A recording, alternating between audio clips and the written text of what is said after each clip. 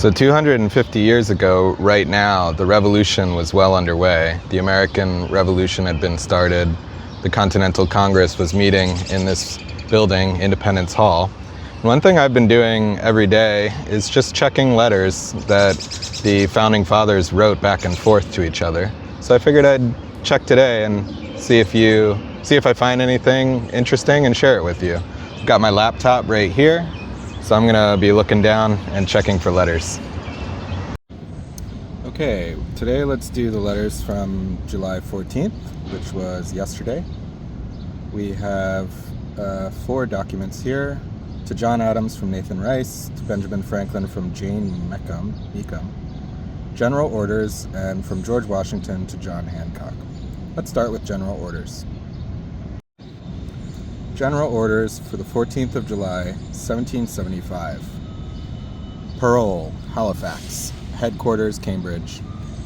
Countersign, Inverness. Parole, Halifax.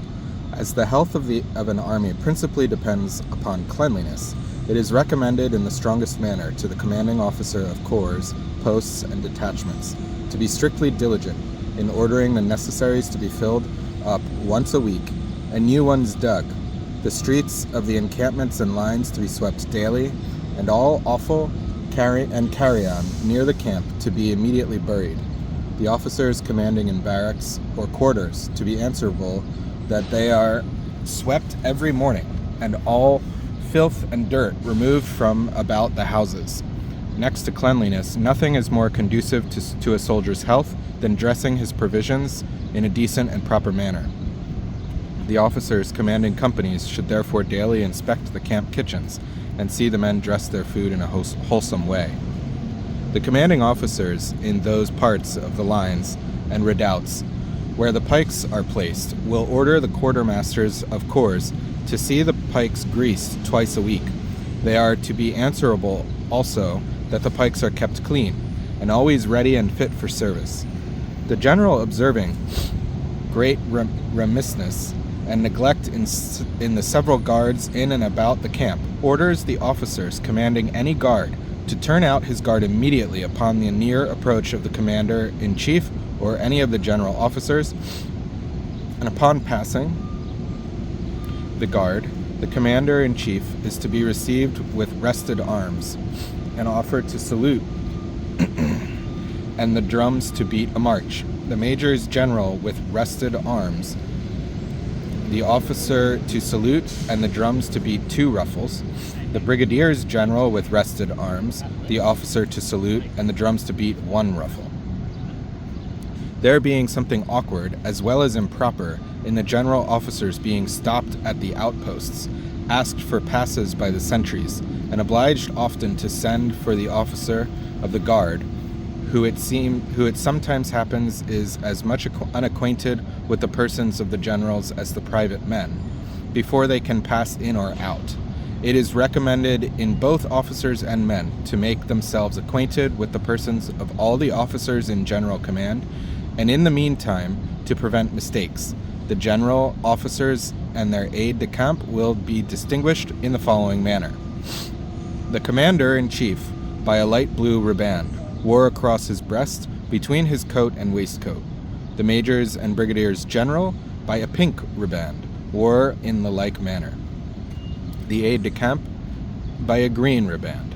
The court-martial of which Colonel Ward and President is dissolved. Daniel Carmeal, soldier in Colonel Patterson's regiment, tried for, quote, disobedience of orders, for re-enlisting and taking advance money twice over, and for drunkenness, end quote, is found guilty of the several charges and ordered to be whipped on the bare back with 39 lashes and discharged from the army. The general approves the sentence and orders it to be executed tomorrow morning at the head of the regiment he belongs to. Footnote number 1. Insignias for field and company officers and non-commissioned officers were designated in General Orders 23rd of July 1775. Major generals were given their own distinctive color of ribbon in General Orders 24th July 1775. Footnote number 2. Colonel John Patterson, a lawyer from Lennox, commanded the Massachusetts Regiment at an important redoubt near Prospect Hill. He was promoted to brigadier general in February 1777, and although he saw little action, he served to the end of the war.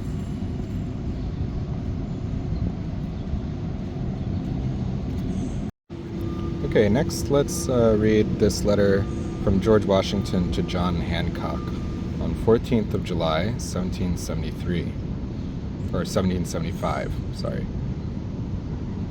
Sir, since I did myself the honor of addressing you the 10th instant, nothing material has happened in the camp. From some authentic and later advices of the state of the ministerial troops and the great inconvenience of calling in the militia in the midst of a harvest, I have been induced for the present to waive it. But in the meantime, recruiting parties have been sent throughout this province to fill up the regiments to the establishment of the provincial congress. At the same time that I received these advices, I also obtained a list of the officers of the enemy killed and wounded in the late battle of Charlestown, which I take this opportunity to enclose. The great scarcity of fresh provisions in the army has led me to take every precaution to prevent a supply for this purpose. For this purpose, I have ordered all the cattle and sheep to be drove from the low grounds and farms within their reach. A detachment from General Thomas's camp on Wednesday night went over to Long Island and brought from thence 20 cattle and a number of sheep with about 15 laborers who had been put on by a Mr. Ray Thomas to cut the hay, etc. By some accident, they omitted burning the hay and returned the next day at noon to complete it, which they effected amidst the firing of the shipping, with the loss of one man killed and another wounded. Last evening, also, a party of the Connecticut men strolled down on the marsh at Roxbury and fired upon a sentry, which drew on a heavy fire from the enemy's lines and floating batteries, but attended with no other effect than the loss of one killed by a shot from the enemy's lines. In the meantime, we are on both sides continuing our works, but there has been no other movement than what I have noticed above. I shall endeavor to give a regular and particular account of all transactions as they occur, which you will please to lay before the Honorable Congress. I have the honor to be, sir, your most obedient and humble servant, George Washington. This letter was read in Congress on the 24th of July, 1775. Footnote number 1. For a discussion of the steps taken by the Massachusetts Provincial Congress to call out part of the colony's militia for a temporary reinforcement for the Continental Army, see George Washington to James Warren, 10th of July, 1775. We read that. You can go back to that date and listen to that letter. At 9:00 p.m. on 12th of July, 1775, Joseph Reed wrote to James Warren, quote, "By some late intelligence from Boston received this day of the state and situation of the enemy in and about Boston, His Excellency the General is of opinion that the reinforcement of the militia proposed to the Congress may be dispensed with at present, without any injury to the public service. The time of harvest, and expected troops from the southward, and the repeated calls which have been made of the like nature from this province are strong reasons to postpone this measure if consistent with safety. And as these advices are so authentic as to deserve confidence, the General hopes his determination will be agreeable to the Congress. You will therefore be pleased to communicate this to them, in order that the most early countermand may be given to orders if already issued, or prevent them if they have not." End quote. Okay. For footnote number 2, for sending of Massachusetts officers on recruiting service, see General Orders, 10th of July, 1775. We read those as well. You can go back to that date and hear me read that letter. Footnote number 3, the unsigned enclosure which is dated, quote, Roxbury, July 11th, 1775, end quote, gives 92 as the number of British officers who were killed or wounded at the Battle of Bunker Hill, although only 90 names are listed. Some general intelligence from behind the enemy lines is also included in the enclosure. Quote, a gentleman who got out of Boston Monday, July 10th, says that the inhabitants were numbered and amounted to 6,573, the soldiers, women and children to 13,600 to 300. Tories are chosen to patrol the streets, 49 of a night. Very sickly from 10 to 30, funerals in a day, and no bells allowed to toll. Master James Lovell taken up and put in gaol, which being in consequence of some letters found in Dr. Joseph Warren's pockets, and Master John Leach also released out of gaol for Mr. Shrimpton Hunt, saying that he wished the Americans might kill them all, was confined in gaol. 11 dead of the wounded prisoners at Charlestown. Colonel Moses Parker dead, he having declared at his last hour, if he got well, he would do the same.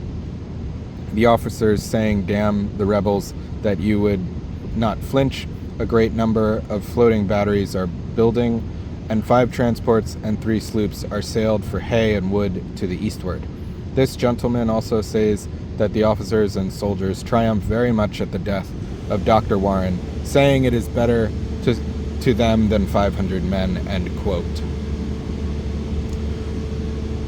For the removal of livestock in the area around Chelsea, see General Orders 13th and 15th of July, 1775.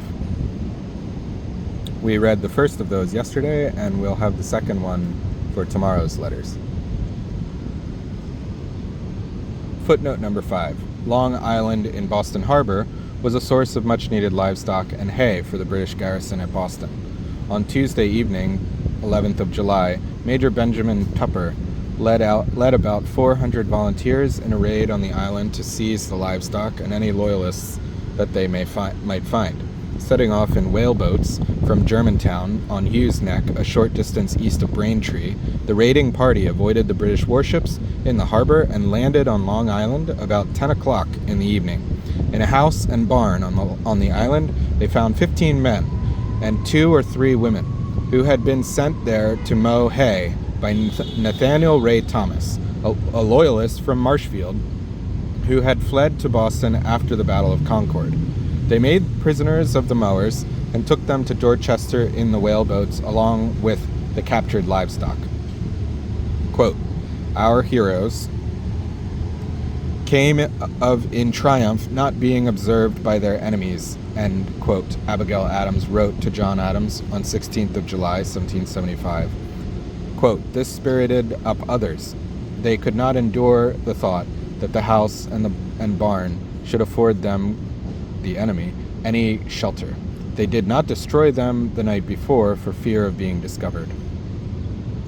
In a daring daylight raid on the morning of 12th of July, a second American party, which consisted of 136 men, commanded by Lieutenant Colonel John Greeton, set out in 10 whaleboats from Moon Island, located between Long Island and Squantum Point, to burn not only the buildings on Long Island, but also the approximately 70 tons of hay that was stored there in bundles, awaiting shipment to Boston. The American raiders succeeded in crossing the half-mile strait between the 2 islands and in setting fire to the buildings and hay, but not without being detected by British warships. Quote, a number of armed cutters immediately surrounded the island and fired upon our men, end quote. Abigail Adams reported to her husband, quote, they came with a hot and continued fire upon them, the bullets flying in every direction, and the men of war's boats plying them with small arms. Many in this town, Braintree, who were spectators, expected every moment our men would all be sacrificed.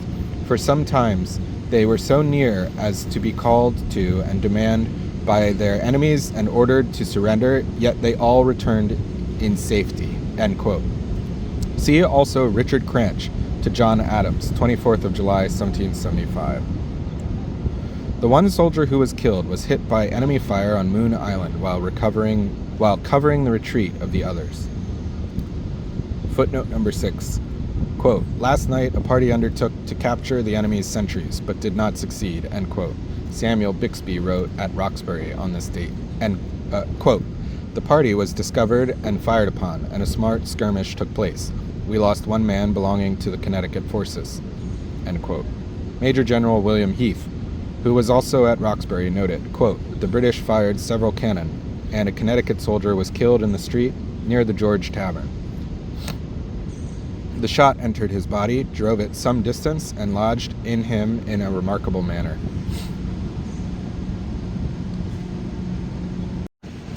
Next, let's read To John Adams from Nathan Rice, 14th of July, 1775. Camp in Dorchester, July 14th, 1775. Dear Sir,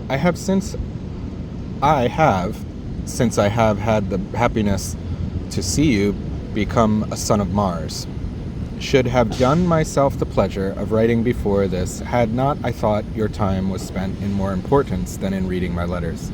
Have been very much tied since I entered the army.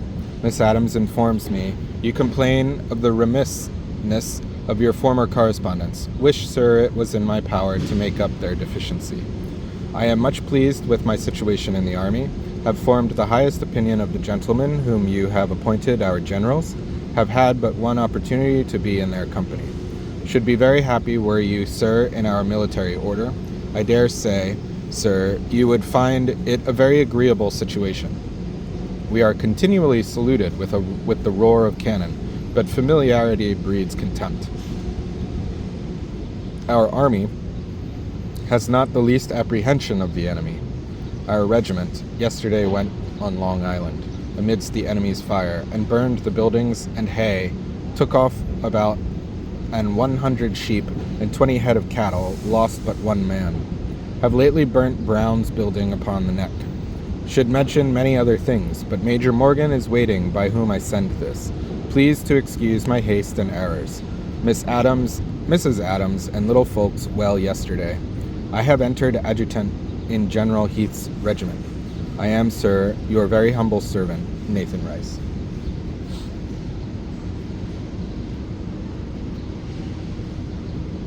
Footnote number 1. In Boston Harbor. Footnote number 2. See William Tudor to John Adams, 19th of July. And Abigail Adams to John Adams, 16th of July. Footnote number 3. Possibly Major Abner Morgan of Elisha Porter's Massachusetts Militia Regiment. Footnote number 4. For a sketch of Rice, see John Adams, Law Clerks, etc. And finally, let's read To Ben Adams from Jane Meekum. This is a little longer, so let's get going.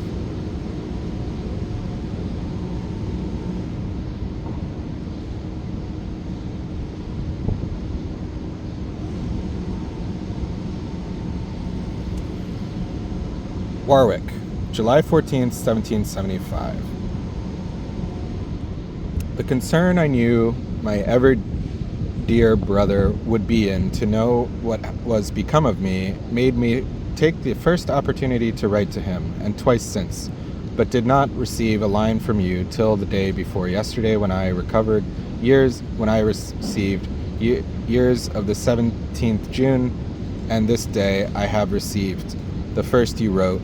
It had been returned from Cambridge and had lain 3 weeks in Newport office. Your care for me at this time, added to the innumerable instances of your goodness to me, gives me great comfort under the difficulties I feel with others, but not in a greater degree, for I am in want of nothing, having money sufficient to support me some time if I should go to board, which, however, Mrs. Green will not consent to. And I have with me most of the things I had to sell, and now and then sell some small matter. I thought I had told you I brought out what I could pack up in trunks and chests, and I so contrived to pack 'em in our wearing apparel lining and bedding that they passed examination without discovery. This was not an unlawful smuggling, which you would have reproved, for they were not owed for, nor any one cheated of duties. I wish I could have brought all my effects in the same manner, but the whole of my household furniture, except a few small matters, interlined in some wood, soap, etc., etc., I put into my trunk I left behind. Secured, indeed, in the house with locks and bars, but those who value not to deprive us of our lives will find a way to break throw them if they are permitted. My daughter's goods are there too, for though she boarded in the country some time before the town was shut up, she did not reprove her furniture. What remained of their movables, Cousin Williams got out, torn, but he are torn estates with so torn man torn there to live. I think torn just means the page is torn, so I'll stop saying torn. With so man there to live, letter pleased me much, shall convey it to them first opportunity. My daughter Foot gone to Dunstable. She in a bad state of health, left their goods in Boston. My son John's widow, who married Mr. Turner, an officer, left them in Boston. Now how it has fared with them cannot hear, though I wish them safe, for he really appeared a good sort of man. Oh, how horrible is our situation, that relations seek the destruction of each other. Poor Flagg, though he has used me very ill, I deplore his fate the more, as there is 2 of my daughter's children left. I know not how they will be provided for. His story is too long, and too full of shocking circumstances to trouble you with. Shall only tell you that in the winter he was taken in a fit which terminated in distraction and confined him some time, but got so much better as to go about his business, and sent out his wife and children, intending to follow them, but was soon after taken in the same manner as in winter, and died in a few days. My good Mrs. Royal, the family that I lived so happily with 2 years, is gone to Worcester. I have not received the invitation you say your son was so good as to send me, nor a line from him a long time, though I have wrote several by such hands as I know he must have received. Cousin Coffin has invited me to Nantucket, which was sent to Boston and returned before the resolves of Congress. I don't know if it would be prudent for me to go now. I cannot determine what course to take at present. I wish you could advise me. I am anxious at being an encumbrance to this good family, as my torn is for me, but I strive all in my power to make my visit a light as I can. When Mrs. Green in a jacuzzi way mentioned our mounting our quote torn and see you torn, remember torn should torn Connecticut at the torn. I am rejoiced that your children and families are well. I have before heard of your young Hercules. My niece was so good as to write me. I have before heard of your young Hercules. My niece was so good as to write me one long letter about the children, and Ben Franklin one for himself, of which I wrote you to England. You say nothing about him. He appeared to me to be an extraordinary child. I answered his letter, but he does not continue the correspondence. I could have wished you had been left to your own option, to have assisted in public affairs so as not to fatigue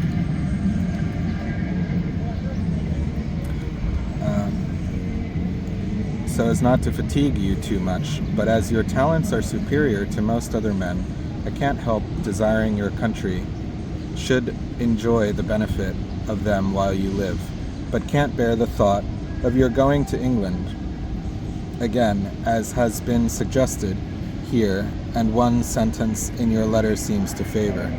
You positively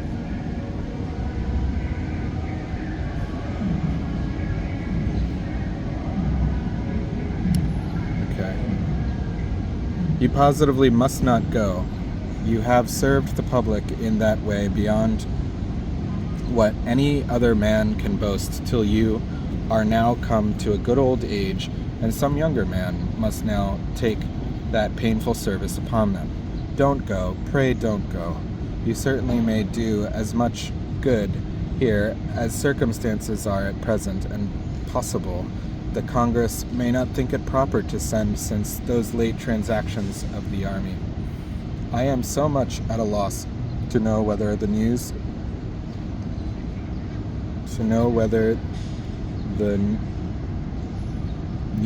I hear to be true or not, that perhaps I had better leave it to other hands. But my daughter wrote me last week from Roxbury that on our army's firing cannon that reached into the fortifications and killed 6 men, General Gage sent out word he had better not proceed to extremities, for the king had sent for 2 of the men of war home. I left my daughter in so much fear that she could not sleep on nights, but she now writes me that from the same place, that she hopes all things and fears nothing, the reason she imagines because she sees all about her in the same disposition. The family here are well and almost as numerous. Mrs. Green says she will write, and I only add my love to all your children and grandchildren, and that I am ever your most affectionate sister, Jane Meekum. Footnote number 7, she is aware of other difficulties she may mean, and hers are no worse than theirs. Footnote number 8, she had not defrauded creditors or customs in bringing her goods from Boston. In other words, but had only evaded Gage's restrictions, for which see the note on Williams to Benjamin Franklin above, June 19th. Footnote number 9, and we read that note, so you can go back to the video from June 19th. Footnote number 9, where she intended this interpolation is possible to say. Where she intended this is impossible to say. We have put it where it makes some sense.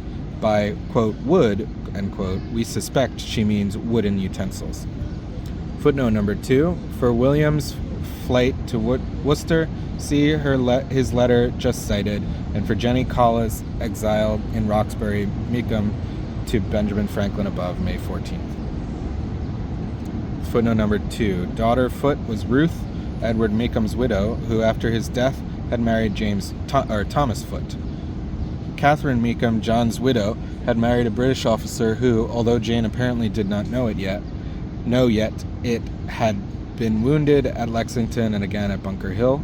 William Flagg, once Sarah Meekum's husband, had died the previous June. His 2 children by her were a girl of approximately 20, who was with her grandmother at the Greens, and a boy of 16.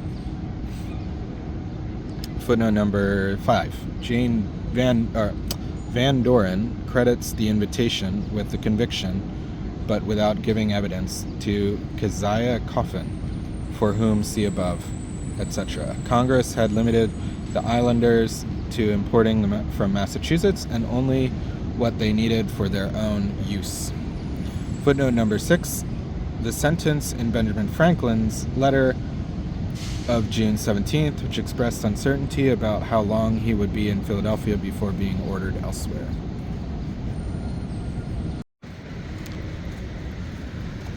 Okay, that does it for the letters for July 14th. We'll see you tomorrow. Bye.